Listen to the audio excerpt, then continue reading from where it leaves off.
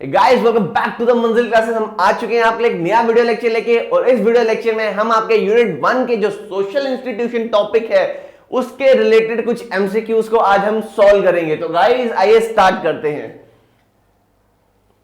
तो गाइस पहला एमसीक्यू है, which of the following is an example of a social institution. कौन सा इनमें से कौन सा ऑप्शन आपके सोशल इंस्टीट्यूशन के एक एग्जांपल है। सोशल इंस्टीट्यूशन जो आपके बिहेवियर को गाइड करते हैं, जो आपको कंट्रोल करते हैं। देखिए एक फैमिली गैदरिंग, जब परिवार के कुछ लोग इकट्ठा होते हैं तो आपका बिहेवियर ऑटोमेटिकली गाइड होना स्टार्ट हो जाता है। तो family gathering is the right answer. आपका स्कूल डांस में आपको कोऑर्डिनेट करना पड़ता है सबके साथ, आपके टीचर्स आपको सुपरवाइज कर रहे हैं, आपको हर जो आपका पीयर है पीयर के साथ मिलकर डांस करना है, स्टेप्स मैच करने हैं, आप एक इनएप्रोप्रिएट एक्शन नहीं कर सकते।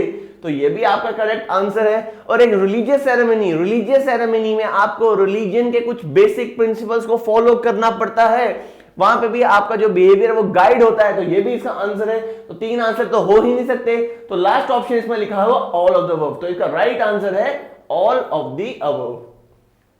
नेक्स्ट क्वेश्चन आता है, norms are best defined as. कौन सी इनमें से ऑप्शन नॉर्म्स को बड़ी अच्छी तरह से डिफाइन कर रहा है। पहला ये यूनिवर्सल लॉज है, दूसरा ये वो रूल्स हैं जो गाइड करते हैं आपके बिहेवियर को, ये तीसरा ये पर्सनल बिलीफ है, और चौथा ये एक पॉलिटिकल आइडियोलॉजी है। नॉर्म्स बेसिकली क्या है, अगर मैं नॉर्म्स की बात करूं, नॉर्म्स एक्सपेक्टेशंस हैं। आपसे कुछ एक्सपेक्टेशंस रखते हैं सोसाइटी वाले, मतलब आपसे आपके एक पर्टिकुलर बिहेवियर के रिगार्डिंग कुछ एक्सपेक्टेशन रखते हैं। तो नॉर्म्स ये वो रूल है जो आपके बिहेवियर को गाइड करती है सोसाइटी में। तो right answer is B. Next है, which of the following is an example of value. Value क्या होती है बच्चों, फिर से याद करवाते हैं। वैल्यू वो चीज है जिसे हम वर्दी मानते हैं, डिजायरेबल मानते हैं, अपने लिए अच्छा मानते हैं, जो हमारे लिए सही है, मॉरली राइट है हमारे लिए, दैट इज कॉल्ड वैल्यू। तो वैल्यू क्या है, ये बिलीफ इन ऑनेस्टी। ऑब्वियसली हम ऑनेस्टी में बिलीव करते हैं, हमारे लिए वर्दी है। यस। क्या ये हाथ मिलाना किसी के साथ जब किसी को ग्रीट करते हैं, ये क्या है, ये आप एक फोक वे है जो आपका regular day to day life की आपसे एक्सपेक्टेशन की जाती है। एक फॉर्मल अटायर आपने पहनना है शादी में, ऐसा तो नहीं है शादी में आप निकर पहन के चले जाएंगे, शॉर्ट्स पहन के चले जाएंगे। शादी में आपको एक अप्रोप्रिएट, अगर मेल है मेल को एक अप्रोप्रिएट अटायर डालना पड़ेगा, और वहीं पे फीमेल है उनको भी अप्रोप्रिएट अटायर डालना पड़ेगा, ड्रेस डालना पड़ेगा। तो ये भी एक तरह के फोक वे का पार्ट है। यहां प्रेफरेंस फॉर स्पाइसी फूड, ये स्पाइसी फूड क्या हमारे लिए, अगर हम स्पाइसी फूड को प्रेफर कर रहे हैं, क्या वो हमारे लिए वैल्यू है? नहीं। तो वैल्यू की सबसे बेस्ट एग्जांपल यहां पे क्या है, that is belief in honesty. Honesty क्या है, ऑनेस्टी एक वैल्यू है जिसे हम डिजायरेबल मानते हैं, जिसे हम मॉरली राइट मानते हैं, जिसे हम वर्दी मानते हैं। तो इसका right answer is belief in honesty. अब फोक वे क्या है बच्चों, फोक वे का मैंने आपको बताया था। फोक वे क्या होते हैं, फोक वे बेसिकली ये आपसे एक्सपेक्टेशंस हैं, आपकी daily day to day life में जो आप एक्टिविटीज परफॉर्म करते हैं वो आपके बिहेवियर को शो करते हैं, और वो आपके रेगुलर लाइफ का पार्ट बन जाते हैं। तो फोक वेज क्या है, ये स्ट्रिक्टली एनफोर्स्ड सोशल रूल्स हैं? Obviously not. फोक वेज है क्या, आपकी daily day to day life, किसी के घर आप जा रहे हैं, वहां पे आप नॉक करके जाएंगे, दैट इज योर नॉर्म्स। वो आपकी एक तरह से हम कह सकते हैं वो आपके एक्शंस हैं। तो ये आंसर तो नहीं हो सकता। Socially acceptable behaviours that are considered polite but not morally significant, ये वो सोसाइटी द्वारा एक्सेप्टेड बिहेवियर हैं जो आपके पोलाइट नेचर को शो करता है, बट कोई मॉरली इसकी जस्टिफिकेशन नहीं है, मॉरली इतने सिग्निफिकेंट नहीं है। आप नॉक नहीं भी करोगे कोई इतना फर्क नहीं पड़ता है, बट हाँ अगर आप नॉक करके किसी घर जाओगे तो हाँ ये कंसीडर किया जाएगा, that is very gentle gesture. Next option, fundamental belief held by the society. क्या फोकवेज आर आवर ओन, ये एक इंडिविजुअल के जो प्रिंसिपल्स हैं ये वो होते हैं फोकवेज। इंडिविजुअल किस तरह से एक्ट करता है सोसाइटी में, अपनी daily day to day life में किस तरह से एक्शंस परफॉर्म करता है, वो होते हैं फोकवेज। ये भी ऑप्शन नहीं है। यहां ये लॉज है जो गवर्नमेंट एस्टैब्लिश करता है, ऑब्वियसली लॉ अलग चीज है, तो ये लॉ नहीं है। तो फोकवेज क्या है, folkways are socially accepted behaviours that are considered polite. आप नॉक करके जाएंगे, आप खाना खाने से पहले हाथ धोएंगे, वो पोलाइट कंसीडर किया जाएगा, एप्रोप्रिएट जेस्चर कंसीडर किया जाएगा, सोसाइटी उसको एक्सेप्ट करती है, बट हाँ इसका कोई मॉरल सिग्निफिकेंस नहीं है। नेक्स्ट, मोर्स क्या है? मोर्स बेसिकली क्या है? अब मोर्स की अगर बात करें, मोर्स आपके फोकवेज हैं, आपके कस्टम्स हैं, साथ में यहां पे आपकी judgement of right and wrong आ जाती है, judgement of right and wrong, plus आपके एथिकल प्रिंसिपल्स, मींस सोसाइटी का कॉमन वेलफेयर आ जाए अगर ऐड कर दे हम, तो ये सारी चीजें मिलके क्या बनाती हैं? They make mores. तो मोर्स बेसिकली अगर मैं और इजी लैंग्वेज में बोलूं, more basically your ethical standards है, या आपके एथिकल स्टैंडर्ड्स हैं, जहां पे आप मॉरली राइट और मॉरली रॉन्ग का कॉन्सेप्ट आपको क्लियर होता है, और ये चीजें आप अपनी daily day to day life में इंकॉर्पोरेट करते हैं, और इसकी वजह से आप कॉमन वेलफेयर, सोसाइटी के वेलफेयर को भी कंसीडर करते हैं। तो मोर्स बेसिकली क्या है? मोर्स अगर बात करें, ये वो एथिकल नॉर्म्स हैं, ये वो प्रिंसिपल्स हैं जिन्हें हम वाइटल कंसीडर करते हैं, इंपॉर्टेंट कंसीडर करते हैं for the wellbeing of the society. तो आई थिंक ये आपको क्लियर हुआ होगा बच्चों। Next question is which of the following is an example of more? कौन सी इसमें से एग्जांपल मोर की एग्जांपल है? Holding the door for someone, ये क्या है? ये आपका फोक वेज है बच्चों। डोर किसी के लिए पकड़ रहे हैं अपने daily day to day life में, that is the part of your folkways. Not stealing from others, क्या यहां पे मॉरली राइट, क्या यहां पे आपकी जजमेंट, क्या यहां पे आपके मॉरल्स को कंसीडर किया जा रहा है? यस, ये ऑप्शन हो सकता है, फर्स्ट ऑप्शन नहीं है बट ये ऑप्शन हो सकता है। नेक्स्ट देखते हैं, saying bless you when someone sneezes, कोई छींक मारता है हम बोलते हैं ब्लेस यू, ये क्या है? ये भी आपका एक कस्टम है, daily day to day life के आपके एक्शंस हैं, फोक वेज हैं। या wearing a suit and tie to a job interview, ये भी आपका फोक वेज है, आप कहीं जा रहे हो, आपको कोट पहनना है। तो इसका राइट आंसर क्या है? Not stealing from others. देखिए यहां पे एथिक्स इन्वॉल्व है। एथिक्स का मतलब क्या होता है? What is right and what is wrong. आपको आप इस चीज को कंसीडर कर रहे हैं। जब आप क्या चीज सही है या क्या चीज गलत है, जब उसको कंसीडर करके चलते हैं, they are called as ethics. और मोर्स क्या है? मोर्स बेसिकली आपके एथिकल स्टैंडर्ड्स हैं। जब आप अपने daily day to day actions में एथिक्स को इन्वॉल्व करेंगे, that is called as mores. तो not stealing from others is a right answer. Next is mores basically distinguish किए जाते हैं फोक वेज से। देखिए फोक वेज क्या है? हमारे डेली एक्शंस में जो हमारे कस्टम्स रिफ्लेक्ट होते हैं, हमारे जो कल्चर रिफ्लेक्ट होता है, that is called folkways. Mores folkways से अलग हैं किस सेंस में? क्या मोर्स ज्यादा फ्लेक्सिबल है? बेसिकली मोर्स का हमें पता है, मोर्स बेसिकली यहां पे हमारी एथिक्स आएंगे, यहां पे सोसाइटी के कॉमन वेलफेयर को कंसीडर करना पड़ेगा। फोकवेज फ्लेक्सिबल है बट मोर्स ज्यादा फ्लेक्सिबल नहीं है। मोर्स हमें डिफाइंड है कि ये चीजें हमारे लिए एथिकल स्टैंडर्ड होना चाहिए, ये ऑप्शन नहीं हो सकता। स्ट्रिक्ट एनफोर्समेंट, रीजनल वेरिएबिलिटी, क्या मोर्स रीजन टू रीजन बदलते हैं? क्या एथिक्स रीजन टू रीजन बदल रहे हैं? देखिए एथिक्स क्या है? एक यूनिवर्सल स्टैंडर्ड्स है जो हर किसी को मानना है। मीन जो चीज गलत है वो गलत है, और जो चीज सही है वो सही है। वो रीजन टू रीजन, जगह से एक जगह से दूसरी जगह में बदलते नहीं है। अगर स्टील करना, चोरी करना गलत है तो वो हर जगह गलत होगा। किसी भी रिलीजन में, किसी भी कास्ट में, किसी भी रीजन में उसको सही कंसीडर नहीं किया जाता है। तो एथिक्स बेसिकली क्या है? मोर्स बेसिकली है, ये रीजन टू रीजन वेरी नहीं करते। क्या मोर्स में मॉरल सिग्निफिकेंस नहीं है? Mores obviously they are moral in nature. Moral का मतलब क्या होता है? मोर्स में पहले ही डिफाइंड है कि क्या चीज सही है, क्या चीज गलत है। मैंने यहां पे आपको बताया मोर्स में judgement of right and wrong होगा, judgement of right and wrong.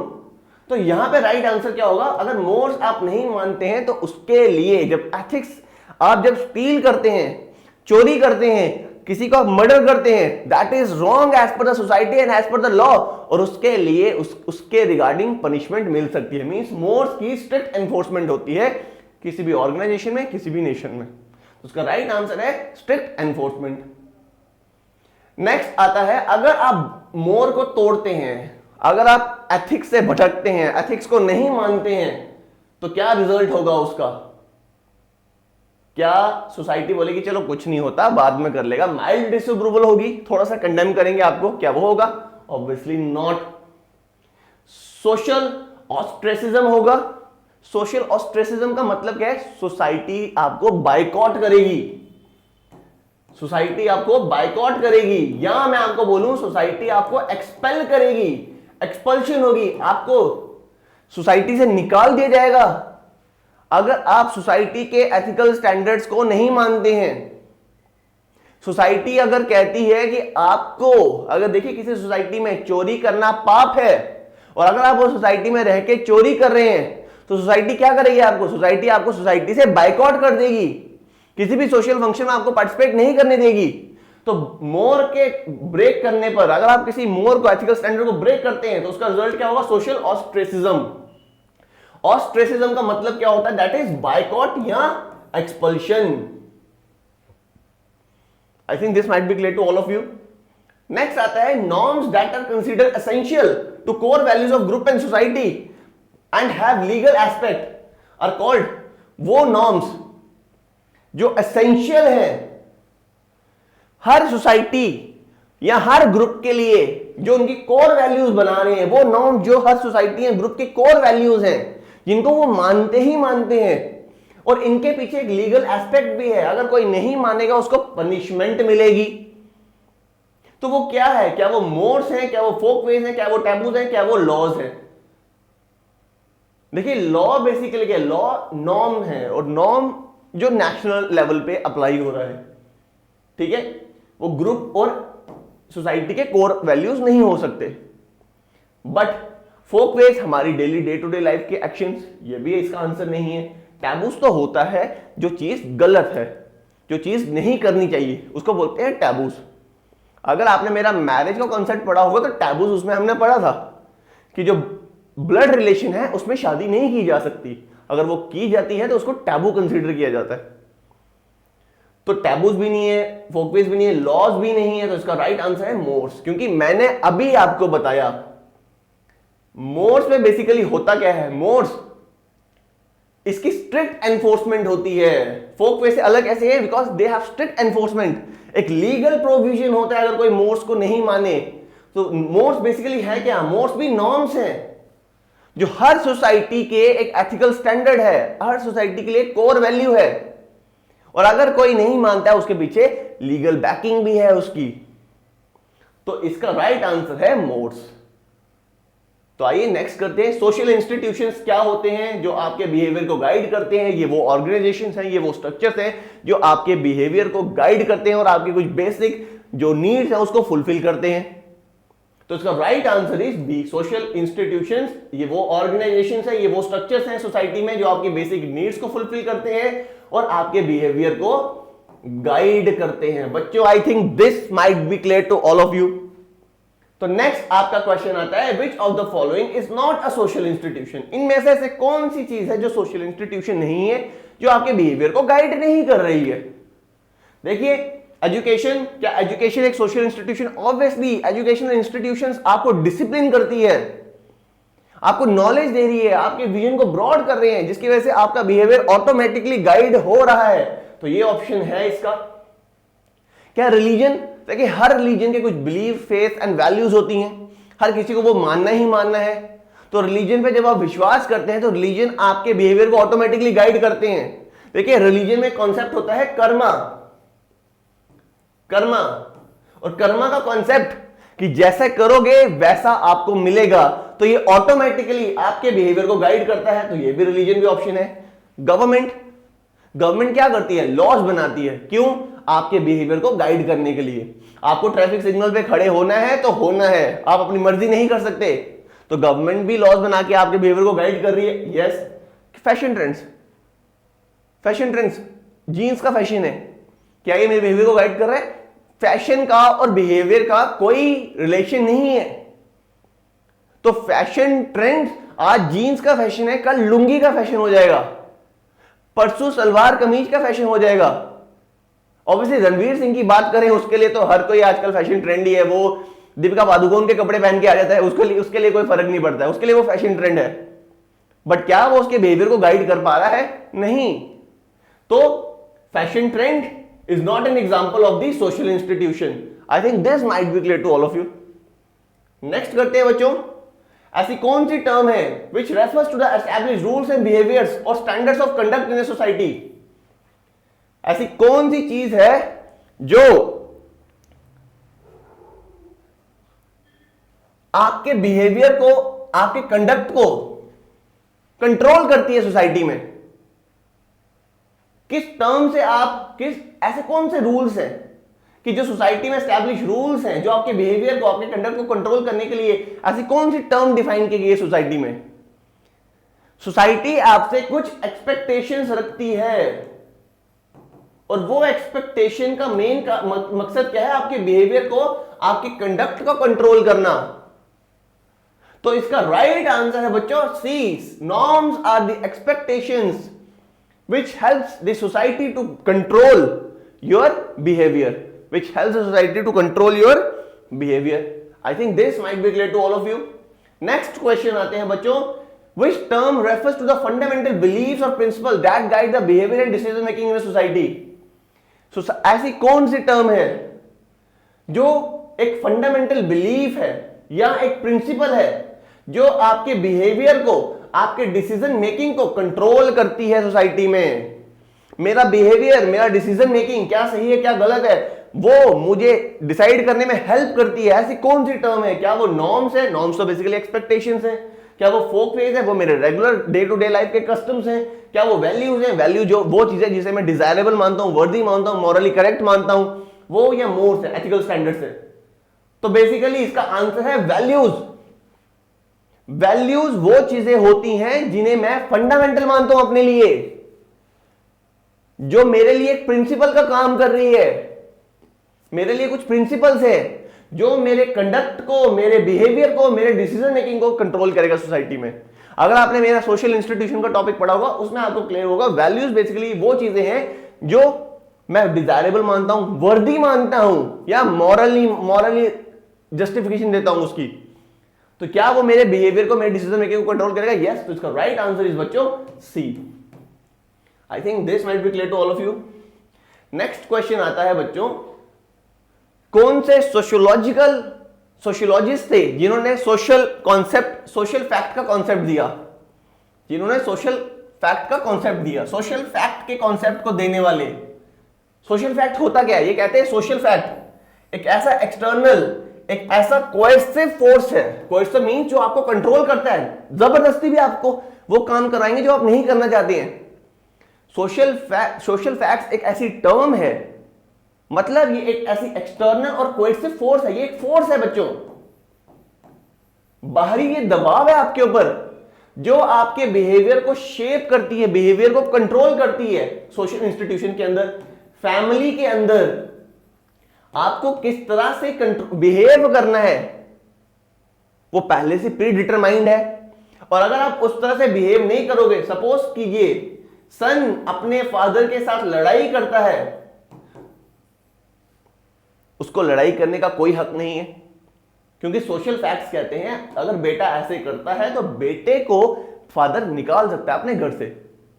तो वो एक्सटर्नल कोएर्सिव फोर्स जो इंडिविजुअल के बिहेवियर को गाइड करती है, ये किसने बताया? ये सोशल फैक्ट का कॉन्सेप्ट किस सोशियोलॉजिस्ट ने दिया? तो इसका राइट आंसर है इमाइल डर्काइम। इमाइल डर्काइम ने सोशल फैक्ट का कॉन्सेप्ट दिया और इन्होंने कहा सोशल फैक्ट ये वो फोर्स है जो आपके बिहेवियर को सोशल इंस्टीट्यूशन के अंदर कंट्रोल करती है। शादी में, मैरिज के केस में एक हस्बैंड को वाइफ के साथ कैसे बिहेव करना है ये भी सोसाइटी बताती है, सोसाइटी डिफाइन करती है कि husband can never be abusive to his wife. I think this might be clear to all of you बच्चों। नेक्स्ट क्वेश्चन देखते हैं, स्ट्रक्चरल फंक्शनलिज्म जो थ्योरी है स्ट्रक्चरल फंक्शनलिज्म की, इसके मुताबिक which is not the function of a social institution. Social institution का इन चार ऑप्शन में कौन सा फंक्शन नहीं है? क्या सोशल इंस्टीट्यूशन सोसाइटी में स्टेबिलिटी और ऑर्डर को प्रमोट करती है या नहीं करती? ऑब्वियसली वो हर किसी को बोलती है कि आपको ये काम करने हैं। सोशल इंस्टीट्यूशन डिफाइन करते हैं कि हर ऑर्गेनाइजेशन को क्या क्या काम करने हैं। तो इसकी वजह से क्या होता है? स्टेबिलिटी रहती है और ऑर्डर रहता है सोसाइटी में। क्या ये सोशल चेंजेस को फैसिलिटेट करते हैं? क्या ये इनोवेशन को फैसिलिटेट करते हैं? हमें नहीं पता। क्या ये बिहेवियर को रेगुलेट करते हैं सोशल इंस्टीट्यूशन? ऑब्वियसली फैमिली में किस तरह से हमें बिहेव करना है ये सोशल इंस्टीट्यूशंस हमें रेगुलेट करते हैं हमारे बिहेवियर को, हमसे हमारी एक्सपेक्टेशंस, हमारी तरफ से एक एक्सपेक्टेशन रखती है सोशल इंस्टीट्यूशन, हमारे बिहेवियर को, हमारे एक्सपेक्टेशंस को कंट्रोल करते हैं। और क्या ये सोशल इंस्टीट्यूशंस हमारी कल्चरल वैल्यूज और नॉर्म्स को जनरेशन टू जनरेशन ट्रांसमिट करने में हेल्प करते हैं? यस। फैमिली की जो कोर वैल्यू है, ग्रैंडफादर अपने फादर से लेंगे, फिर हमारे फादर को देंगे, वो ट्रांसमिट करेंगे, हमारे फादर हमें वो ट्रांसमिट करेंगे कल्चरल वैल्यूज, वो कल्चरल वैल्यू हम आने वाली जनरेशन को ट्रांसमिट करेंगे।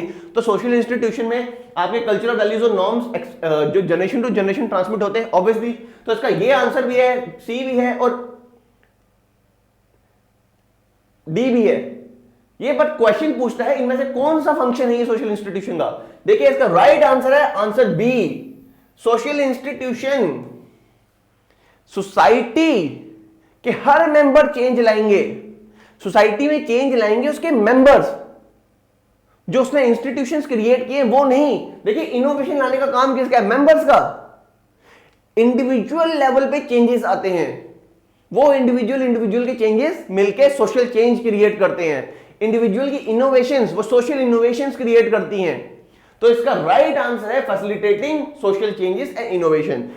सोशल चेंजेस समाज में बदलाव, समाज में इनोवेशन कोई इंस्टीट्यूशन नहीं लाता है, वो लोग लाते हैं। गांधी जी कहते थे if you want to see the change in the world, देखिए यहां पे बड़ा रेलेवेंट है वो, if you want to see the change in the world be that change. मतलब वो इंडिविजुअल को कह रहे थे कि you are the main factor for social change. तो यही है यहां पे, इंडिविजुअल एक मेन फैक्टर है for social change, social institutions नहीं, individual. I think this might be clear to all of you. Next आता है which terms refers to the process by which individual internalize the belief, norms and values of given society and learns to function as a member of the society। कौन सी term ये बताती है कि individual समाज के जो वैल्यूज हैं, बिलीव्स हैं, नॉर्म्स हैं, उनको इंटरनलाइज करता है, उनको सीखता है, उनको लर्न करता है, ताकि वो सोसाइटी में एक अच्छे मेंबर की तरह काम कर सके, फंक्शन कर सके। क्या वो सोशलाइजेशन है, क्या वो एनकल्चरेशन है, क्या वो एक्कल्चरेशन है या असिमिलेशन? तो इसका आंसर है सोशलाइजेशन। सोशलाइजेशन वो प्रोसेस है जिसके थ्रू आप सोसाइटी के norms, value, focus and modes को सीखते हैं, ताकि आप सोसाइटी में रहना कैसे है, कैसे काम करना है वो सीख सके, वो लर्न कर सके। तो राइट आंसर इज सोशलाइजेशन। अब यहां पे नेक्स्ट क्वेश्चन आता है according to conflict theory. Conflict theory देखिए फिर से बार बार कन्फ्लिक्ट थ्योरी आती है और आप कह रहे होंगे कन्फ्लिक्ट थ्योरी है क्या। देखिए कन्फ्लिक्ट थ्योरी का कॉन्सेप्ट दिया कार्ल मार्क्स ने, कार्ल मार्क्स ने भी दिया है और मैक्स वेबर ने भी दिया है। तो कन्फ्लिक्ट थ्योरी कहती है देखिए सोसाइटी में रिसोर्सेज लिमिटेड है, सोसाइटी में रिसोर्सेज लिमिटेड है। रिसोर्सेज का मतलब क्या है? चाहे वो नेचुरल रिसोर्सेज हो या जॉब्स हो, ठीक है, या मैं बोल सकता हूं मीन्स ऑफ प्रोडक्शन। तो कार्ल मार्क्स कहते हैं जो सोसाइटी है वहां पे रिसोर्सेज मिनिमम है, लिमिटेड है, अबंडेंट में नहीं है कि हर किसी को मिल सके। जो चीज लिमिटेड है उसके लिए कार्ल मार्क्स कहते हैं यहां पे कंपटीशन होगा, और अगर कंपटीशन है तो दैट मींस कॉन्फ्लिक्ट भी तो आएगा। जो मेंबर इसके लिए काम कर रहे हैं, लड़ रहे हैं रिसोर्सेज के लिए, तो इन्होंने कहा कि सोसाइटी में रिसोर्सेज लिमिटेड है, उन लिमिटेड रिसोर्सेज जैसे जॉब्स हो गए, मीन्स ऑफ प्रोडक्शन हो गए। मीन्स ऑफ प्रोडक्शन मैंने आपको बताया था, मीन्स ऑफ प्रोडक्शन मीन्स आपका लैंड, आपका लेबर और आपकी मनी, जिसको हम कैपिटल भी बोलते हैं, ये लिमिटेड है या नहीं है? अगर जब ये लिमिटेड है, इनके लिए लड़ाई लगी रहेगी दो ग्रुप्स के अंदर कि उनको चाहिए, तो इसकी वजह से क्या कॉन्फ्लिक्ट क्रिएट होगा ही नहीं होगा। बड़ी अच्छी एग्जांपल देता हूं, आप लोग सुपरवाइजर एग्जामिनेशन की तैयारी करने जा रहे हैं, कम पोस्टें हैं, इसकी पोस्टें कम है, देगा लाखों बच्चा इसका एग्जाम देगा। क्या लिमिटेड रिसोर्सेज के लिए क्या हजारों लाखों लोग अपेयर होंगे या नहीं होंगे? क्या उनके बीच में कंपटीशन डेवलप होगा?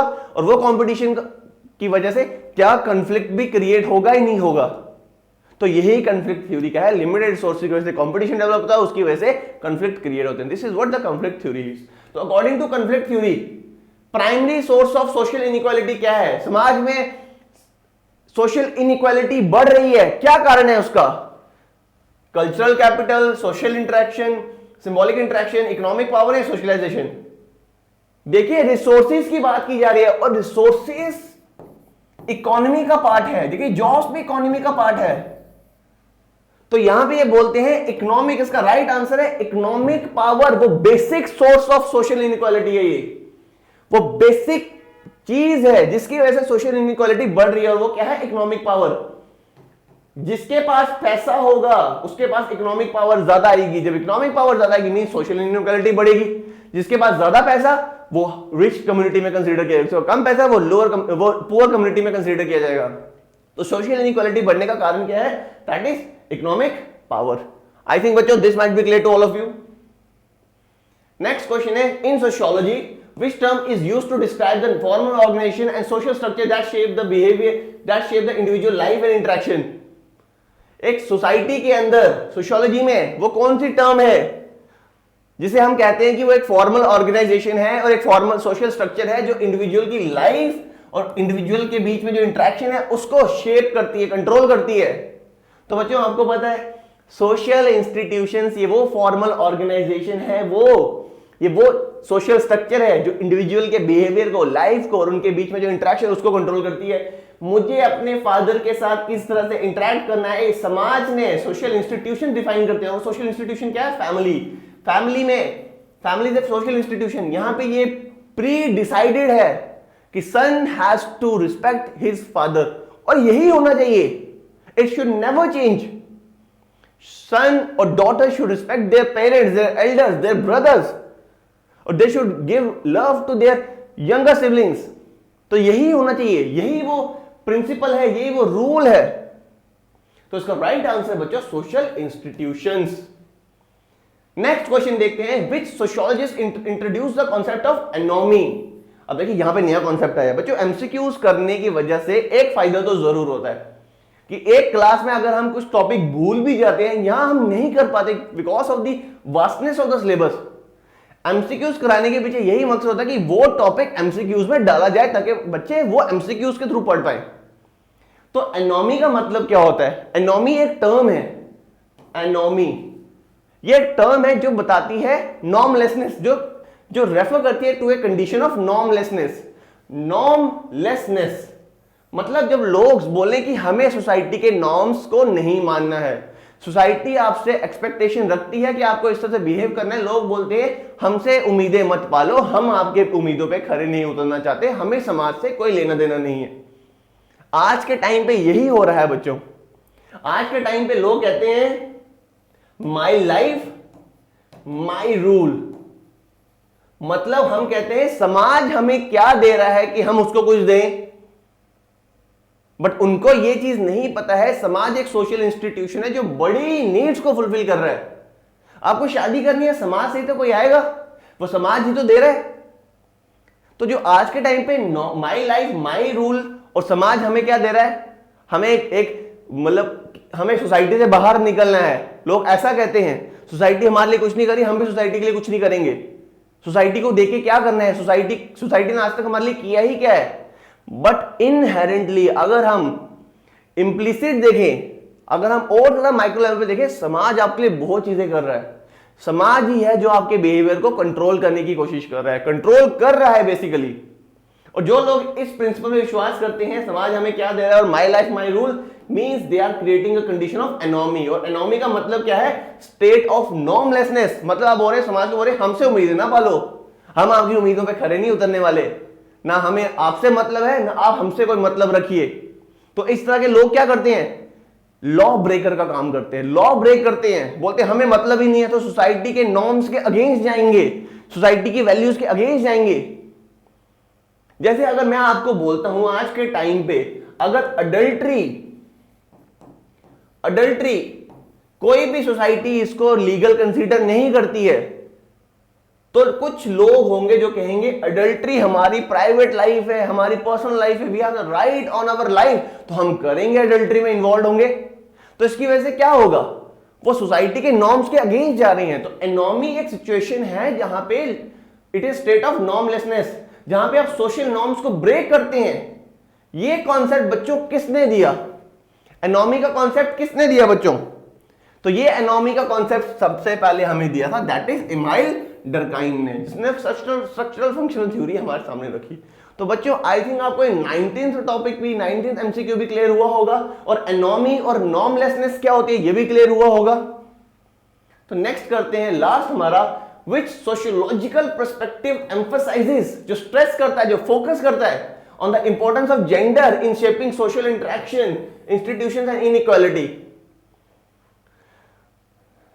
मतलब ऐसा कौन सा सोशियोलॉजिकल पर्सपेक्टिव है जो कहता है सोसाइटी में जेंडर की इन्वॉल्वमेंट जरूर होनी चाहिए, क्योंकि जेंडर की इन्वॉल्वमेंट ही हमारी एक दूसरे के साथ किस तरह से इंटरेक्शन हो रही है, इंस्टीट्यूशन किस तरह से काम करेंगे और किस तरह से जो इनइक्वालिटी है उसको हम एड्रेस कर सकते हैं। वो कौन सा सोशियोलॉजिकल पर्सपेक्टिव है जो इस चीज पे फोकस करता है कि जेंडर की इन्वॉल्वमेंट होनी चाहिए समाज में?